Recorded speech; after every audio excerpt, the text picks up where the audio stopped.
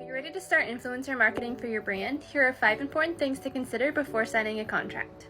The first thing that you want to look for is their engagement rate rather than their follower count.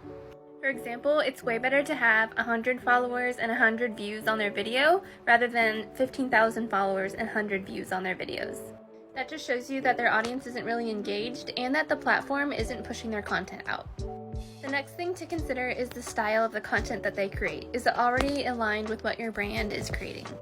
When working with an influencer, you want it to be something that's really natural to what they're already creating, so you don't want to provide a ton of instruction on changing their content style to fit your brand. Something else major to consider is their values and if it aligns with your brand. This influencer is really representing their brand, and that means everything that they stand for is what your brand should stand for.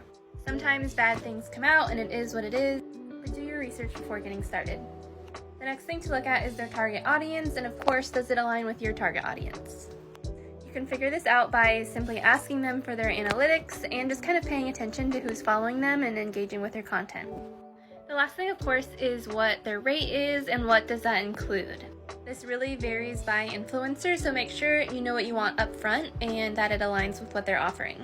For example, are you allowed to repost the content organically? Are you allowed to advertise with the content? Can you own the content? All of this stuff needs to be negotiated and included in the contract. All of this can be really time consuming and really tricky to find the right influencer for your brand. If you want some help, send us a message.